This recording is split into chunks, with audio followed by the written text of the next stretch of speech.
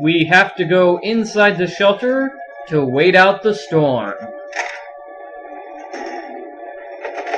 So let's just sit and wait a while.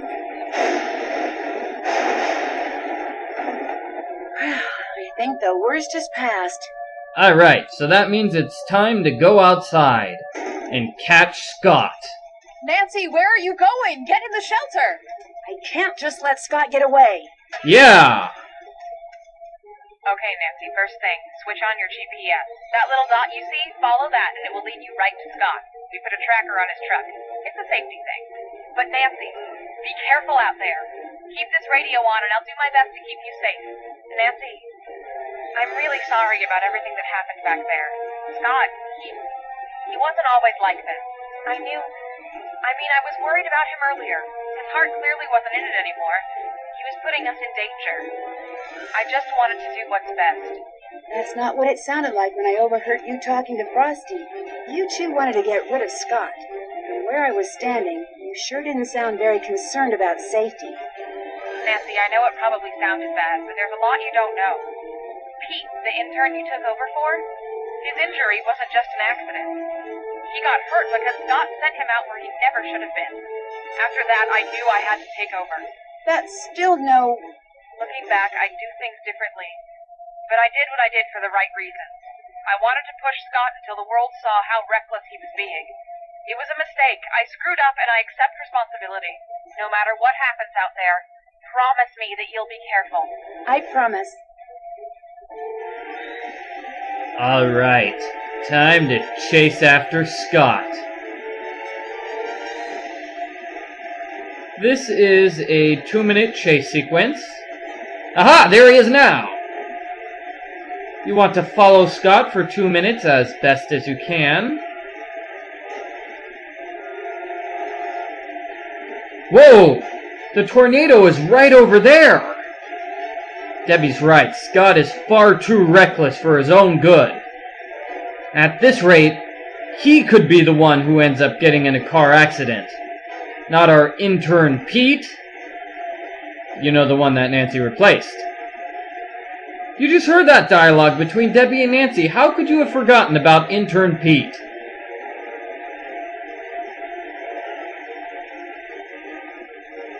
And I think I've totally lost Scott. Let's hope I can find him again. Whoa! Tornado. That tornado is far too close to me.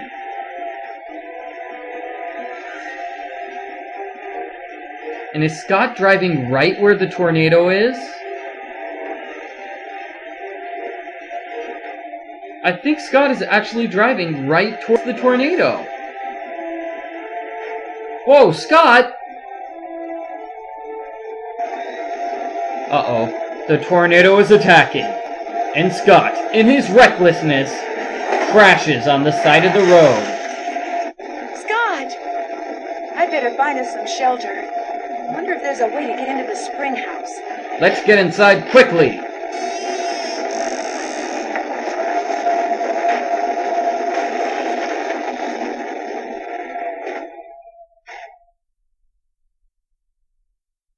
Made it! Dear Ned, once the theater was successfully evacuated, Debbie and Chase were able to follow the GPS tracking signal to the spring house, where Scott and I had safely weathered the storm.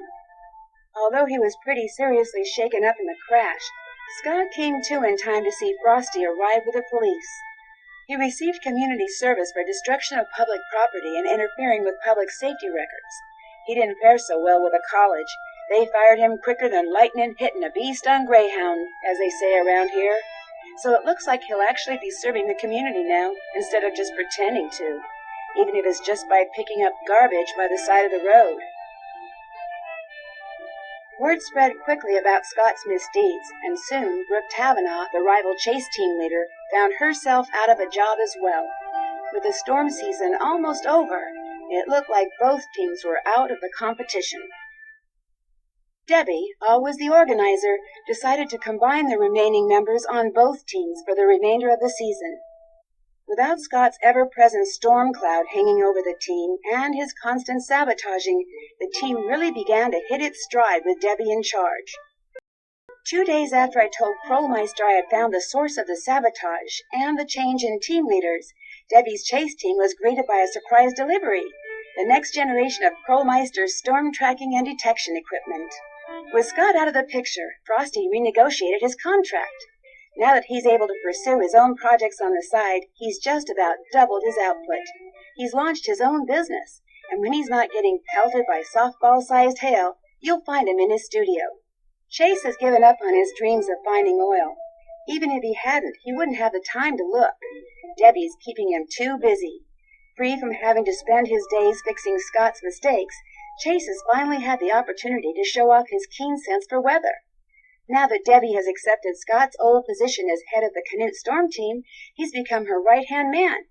Last I heard, he was going to assist Debbie in her classes in the fall. And when I got home, I found a surprise delivery myself as well. The first shipment of my lifetime supply of Cocoa Kringle bars. Krollmeister also sent me a note, telling me to keep my bags packed. He has a special surprise trip planned for me as a way to say thanks. As long as it's someplace where the clouds stay in the sky like they belong, I'll be happy to go. While the winners of the Green Skies event won't be determined until fall, things are looking pretty good for Debbie's team. With the new equipment, they've logged the most storm data. And although Debbie won't be showing anyone until she's 100% sure, the team may have made a verified touchdown prediction. Yesterday, a postcard from Pa arrived. After the town repaired the storm damage to the Grange, they restaged the town play. They even added a new part about the storm, including a scene where a certain someone unlocks the storm shelter. As long as it wasn't played by Pa in a wig, I'm happy. Pa says that he remembered most of his lines this time, at least the important ones. As for me, well, I've had just about enough stormy weather for one season. Love, Nancy. Trivia time! Brooke Tavenaugh represents Kingston University in New York. And it looks like I got all of the awards, including the special 13th award, which you can only get if you have the special edition of this game. Getting all of these awards will let you see all of the bloopers after the ending credits. After risking my life chasing down deadly twisters, I think it's time for a change of pace. Oh, hey! I decided to join Bess and George on their trip to Kyoto, Japan. I've always It's wanted a to preview visit Japan. of the next game From in the exotic series. food and wild fashion in the cities, to the nature and tradition in the smaller towns, I know there's going to be a ton to see and do. As a thank you for all of my hard detective work, P.G. Krollmeister has reserved a room for me at one of the area's best ryokans, or traditional inns. It'll be nice to finally take a break from solving mysteries and to spend a few weeks without danger and dark secrets hiding around every corner. I've already heard that the ryokan No I'm staying in has danger quite a anywhere? reputation. I'm not sure I'm not exactly so for sure what, though. about that, Well, Nancy. I'll find that out soon enough. Look out. Ah! Scary zombie. Join me in my next adventure, Shadow at the Water's Edge. Pretty cool. And I guess that means this is officially the end of my video walkthrough for Nancy Drew Trail of the Twister. Thank you very much for watching, everybody. It was a lot of fun, and I hope you enjoyed it.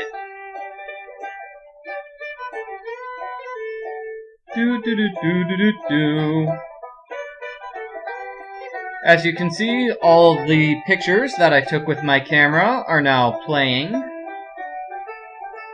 They're mostly pictures of clouds, though.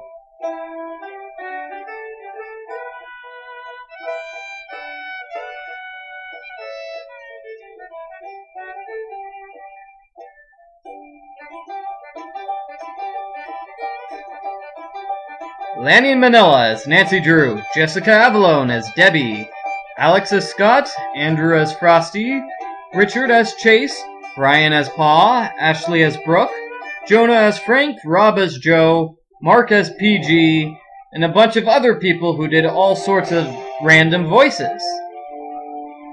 You know, like on the radio in Scott's room, and announcers on the TV. Voices like that.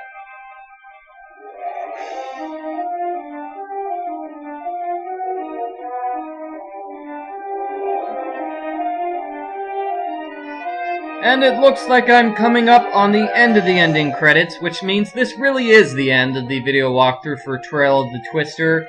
So once again, I'd just like to say thank you for watching, everybody.